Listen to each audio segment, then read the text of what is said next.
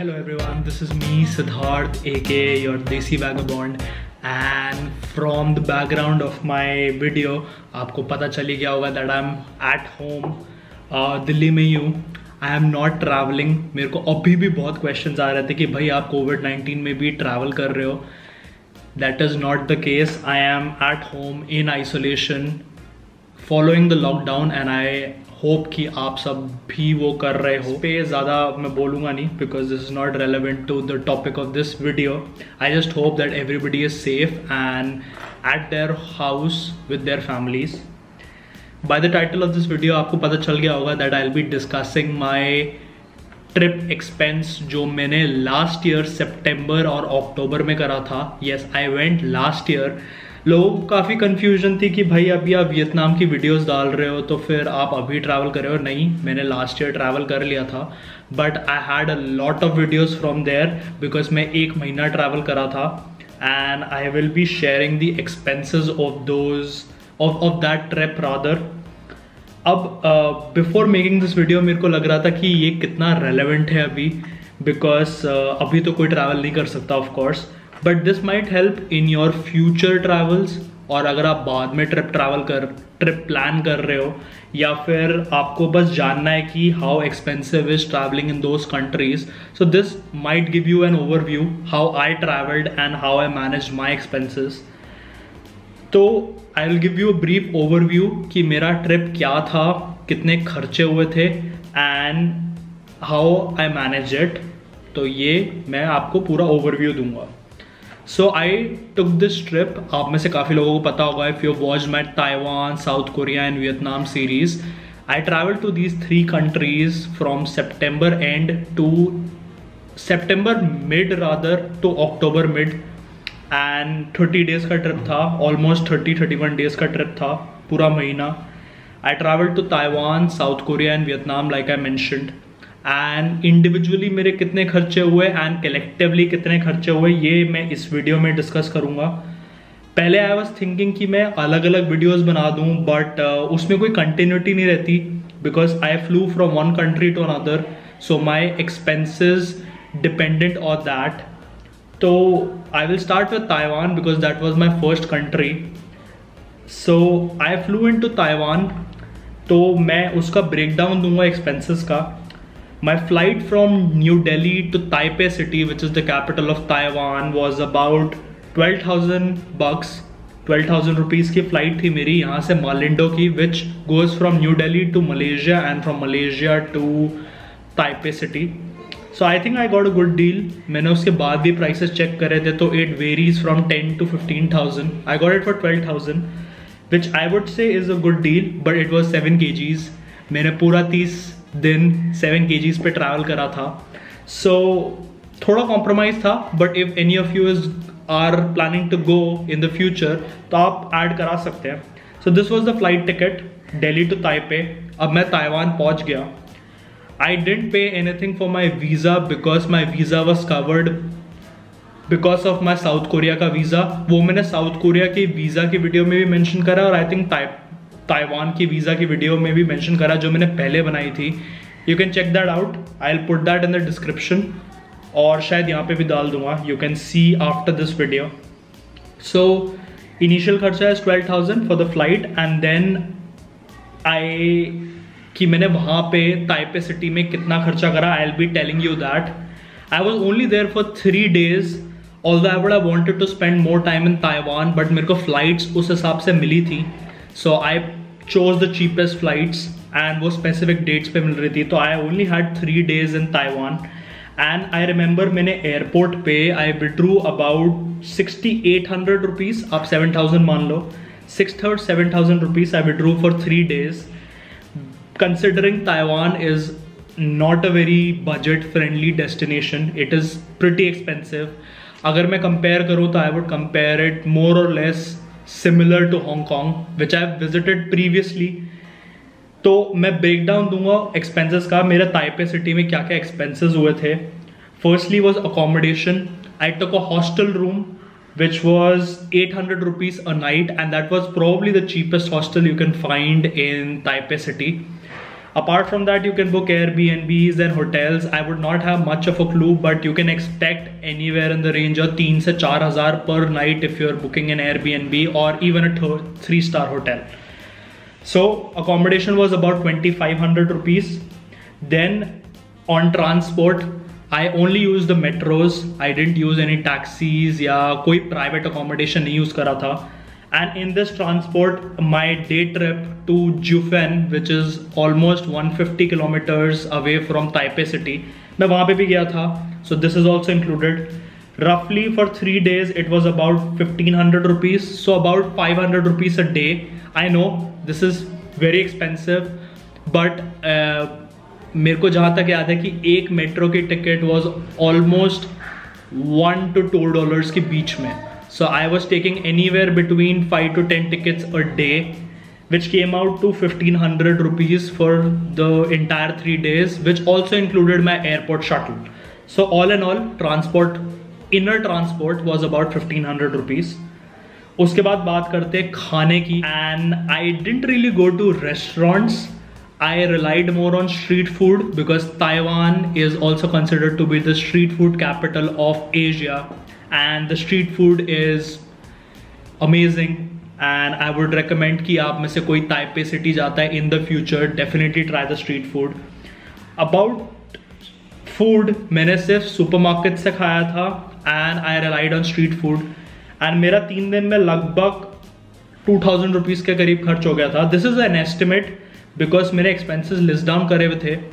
I am telling you the मोटा मोटा खर्चा. I don't know the exact details, but yes, you can expect anywhere in the range of 1,500 to 2,000 for 3 to 4 days.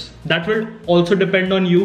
अगर आप restaurants जा रहे हो, it will be way more expensive because Taiwan, like I mentioned, is not a budget friendly place, and you can expect to pay anywhere between 500 to 2,000 rupees for one meal if you go to an okay restaurant in Taiwan.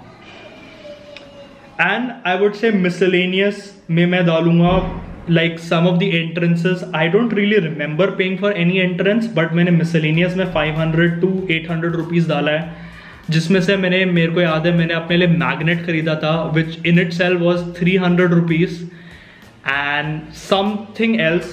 तो इसको अगर आप add up करो तो 2,500 for accommodation, 2,000 for food, 1,500 for transport and 5 to 800 rupees for miscellaneous. It comes down to about 6,800 rupees. मैं उसके बाद क्या करा मैं ये बताता हूँ. From Taipei city I flew into South Korea. My flight was around 4,000 rupees. मैं flight का पूरा breakdown बाद में दे दूंगा. Now I'm just telling you the sequence of events. I took my flight from Taipei city to Cheongju, South Korea. Because मेरे को Seoul जो capital city है साउथ कोरिया की, उसकी फ़्लाइट बहुत महंगी मिल रही थी. So I took a flight there. It was also 7 kgs. तो I was only carrying 1 bag. पूरा 1 महीना मैंने एक झोले पे सर्वाइव करा है, which I am really proud of. तो South Korea again is not cheap at all, and it was I would say even more expensive than Taiwan. So in total मैंने साउथ कोरिया में I spent रफली about 18,000 in 9 days, which also works down to 2,000 rupees, roughly 2,000 rupees a day. I will cover bit by bit जैसे मैंने Taiwan में cover करा था. Accommodation was roughly around 6,000 rupees. I was there I spent for 8 nights, तो roughly 8,700 से 800 रुपये per night I spent on accommodation, जिसमें से मैं 4 दिन सोल सिटी में था, which is the capital of south Korea. 2 days I was in Busan, which is in the south of South Korea, and 1 day जिस दिन मैं पहुंचा था, I slept the night in a sauna.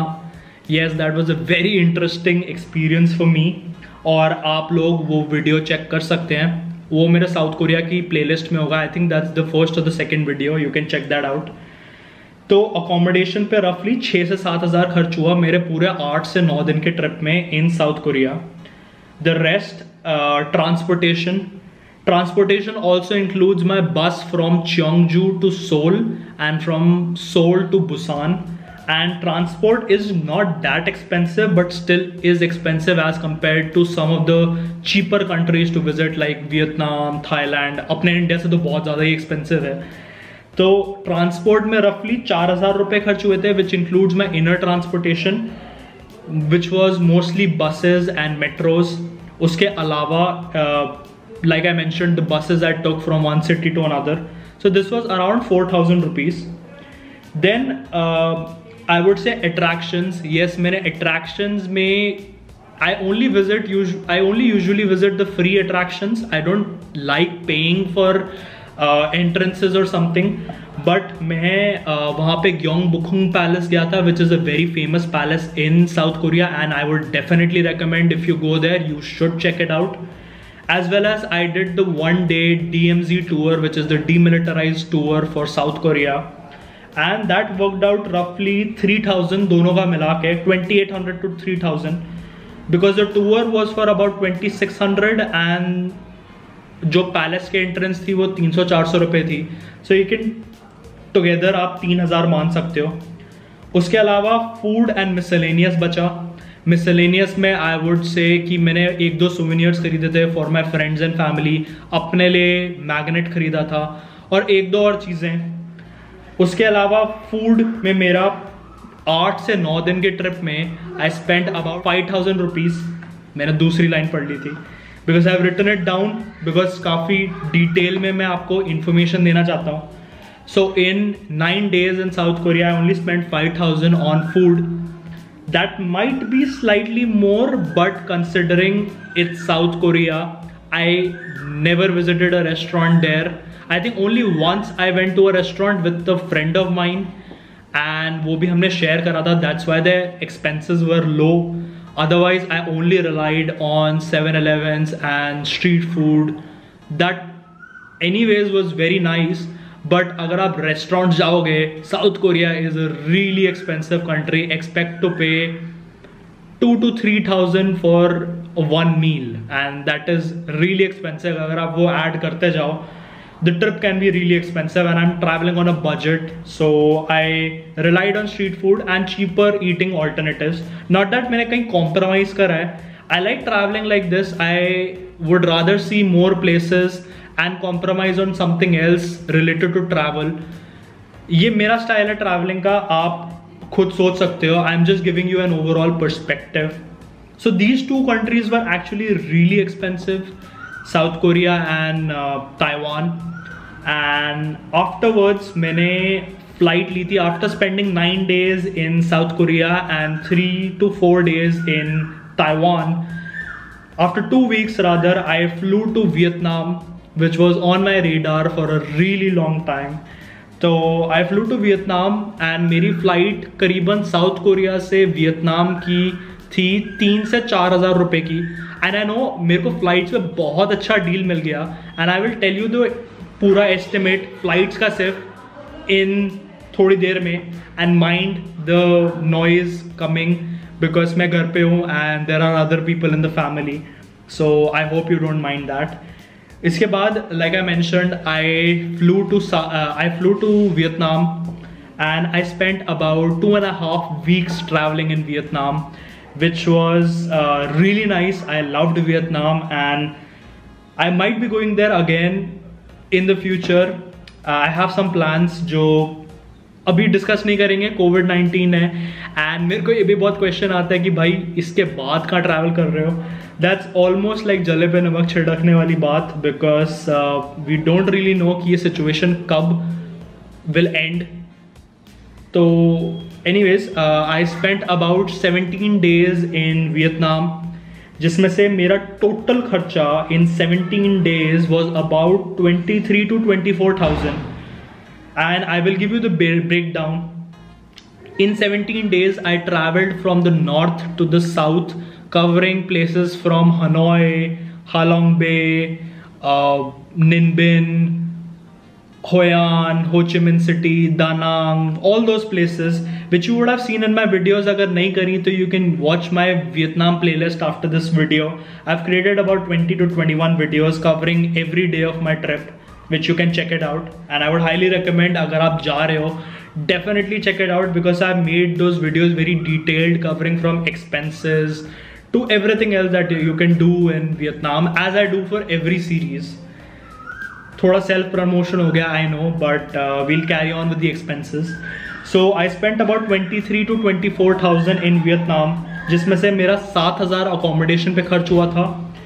Because hostels and accommodation is really cheap in Vietnam, you can expect to spend 300 to 400 rupees per night if you're staying in a dorm room, which I did for majority of my trip. I think मैंने एक जगह ही private room लिया था, वो भी एक दिन के लिए, because I was not getting a dorm room, which you can watch in the videos. But even a private room in Vietnam would only cost you 700 to 900 rupees. If you're 2 people, then वो almost hostel के जितना ही आ जाता है. So I would recommend even staying in private rooms if you want. But if you're a backpacker like me, a dorm room in any city in Vietnam would cost you 200 to 300 rupees, maximum 400. So total मेरा 17 दिन में खर्चा आया करीबन 7,000 रुपये. Then I will move on to transportation. I took a lot of buses and trains in Vietnam and inner transportation. I even took taxis many times because taxis are really cheap in Vietnam. Even अगर मैं India से compare करूँ, they were still cheaper than our Indian prices. तो लगभग मेरी transportation में खर्चा 4 से 5,000 आया, जिसमें से I took buses from Hanoi to Sapa, Sapa to Hanoi, Hanoi to Ninh Binh, Ninh Binh to Da Nang, Da Nang to Hoi An, Hoi An to somewhere else. So I basically took a lot of buses and trains, and altogether in 17 days I spent about 4,000 to 5,000 rupees. इसके बाद आ जाते हैं खाने पे. I hogged on Vietnamese food. Vietnamese food is one of the best cuisines in the world, and I would definitely recommend having Vietnamese food whenever you get the chance, either in India, because India में भी काफ़ी Vietnamese restaurants हैं, although they might be expensive. In Vietnam, you would not have a problem if अगर आप non vegetarian हो. थोड़ा vegetarian हो तो थोड़ी प्रॉब्लम हो सकती है. But I would say go with an open mind. You will find vegetarian options, but non-vegetarian हो तो go with an open mind. You won't regret it. इसके अलावा मैंने actually काफ़ी Indian food भी खाया था वियतनाम में, because even Indian food you can have it there for 200 to 300 rupees for one meal, which is not that bad. So I had Indian food I think 3 या 4 बार because I was missing my Indian खाना. I was there traveling for a month in these 3 countries, so I was missing it. So total I spent about 5,000 to 7,000 on food. इसके बाद आ जाते हैं मेरी activities की, because in Vietnam I actually spent थोड़ा बहुत on activities. Like I did the day trip to Ha Long Bay, which is a UNESCO World Heritage Site, and I would definitely recommend checking out Ha Long Bay. And उसकी videos आप जाके देख सकते हो. I spent थोड़ा बहुत on entrances in Hanoi because काफ़ी सारे museums हैं, and some entrances in Ho Chi Minh City. Apart from that, I also did some day trip in Hoi An. तो इसका टोटल मैं मिला के बोलूँ तो 4,000 के करीब खर्च हुआ होगा मेरे पूरे एक्टिविटीज़ में. That includes the 2,000 रुपये का Ha Long Bay का ट्रिप, so roughly 4,000 rupees. इसके अलावा miscellaneous पे आ जाते हैं. I remember doing some shopping for my friends and family. उसके अलावा souvenirs और वगैरह वगैरह, that can totally depend on you. मेरा I think roughly 500 से 1,000 रुपये ही था miscellaneous, so not that much. And and उसके अलावा I took the flight back from Ho Chi Minh City via Kuala Lumpur. I came back to Jaipur because मेरे को वहाँ की फ्लाइट ज़्यादा सस्ती मिल गई थी. तो अभी मैं फ्लाइट्स का पूरा ब्रेकडाउन दूंगा, what all flights I took. तो this was sort of a summary of my expenses. Now I will grand total बता दूंगा आपको करके. फ्लाइट्स, पहली फ्लाइट मेरी थी Delhi to Taiwan via Kuala Lumpur, was around 12,000 rupees. उसके बाद मेरी फ्लाइट थी ताइपे सिटी से साउथ कोरिया की Cheongju, which was about 4,000 rupees. फिर I flew from Busan to Hanoi city, which is in Vietnam, for 4,000 rupees again. Then I took an internal flight जो मैंने I think Da Nang से Ho Chi Minh City तक की ली थी, which was about 2,000 rupees. And then I took a flight from Ho Chi Minh City to Jaipur, which was about 9,000 rupees. तो अगर flights ही देखें तो flights were about roughly about 31,000 rupees, जो मेरे हिसाब से I got a really good deal because ये 5 या 6 फ्लाइट्स हैं covering 3 countries. So that is pretty good considering कि I covered a lot of places. So flights are about 31,000. उसके बाद आई स्पेंड 1,000 ऑन इंश्योरेंस, तो ये हो गया 32,000. देन अबाउट 6,000 ऑन वीज़ा, जिसमें से ब्रेकडाउन दूँ तो करीबन 2,000 रुपये का मेरा वियतनाम का वीज़ा था, 4,000 का साउथ कोरिया का वीज़ा था, एंड रफली मैं रिकॉर्ड कर रहा था video and my memory card ran out. Anyways, जैसे मैं बता रहा था कि मेरा वीज़ा का खर्चा 4,000 रुपये साउथ कोरिया के खर्च हुए थे एंड 2,000 करीबन वियतनाम. तो ये हो गया 32,000 for the flight, 6,000 for the visa and 38,000 के करीब हो गया, which includes 1,000 rupees which I spent for my insurance. I always get insurance, although कभी use करने की नौबत नहीं आई, touch wood, and I hope ना आए, but still I like being on the safer side in this. If you add it up, 32,000 for the flights, 6,000 for the visa, 38, 6 to 7,000 for Taiwan का expenses, that's 30, कितना हो गया, 38 and 8 46 के बाद हो गया साउथ कोरिया का 18,000 which is roughly 64,000 now, and ये हो गया खर्चा करीबन 24,000 आप मान लो. तो कुल मिला के मेरे पूरा ट्रिप का खर्चा was between 85 to 90,000. अगर मोर एक्यूरेटली बोलूँ तो 88 to 90,000 के बीच में for the entire month, covering 3 countries and practically everything in that. इसमें आप मिसलेनियस सब, इसमें ऑलमोस्ट सब इंक्लूडेड है. आई hope you guys like this video. मैं यूजुअली अपने ट्रिप ख़त्म होने के बाद मैं ऐसी वीडियोस बनाता हूँ, एंड ये वीडियो काफ़ी लंबी हो गई because I covered all the 3 countries. So I hope you enjoyed. I think next I will be putting the Vietnam visa ki video. I know that it's not very relevant right now, but for future reference. And I will be starting the much awaited Egypt series. मैं कुछ काम कर रहा हूँ उस पे. I am looking for some new ideas. तो थोड़ा स्पेशल बनाना चाहता हूँ उसको. For the people who have stuck to the end of the video, मैं उनके लिए शेयर कर रहा हूँ. तो I will see you in the next video. Most probably Vietnam visa की होगी. Then I will be starting the Egypt की series from scratch. So stay tuned for that. It will be probably the best series I have uploaded. So see you in the Egypt series, and Vietnam visa जानना है तो देख लेना अगली video. Till then take care, stay at home, stay safe, and बस take care of yourself guys. Good bye.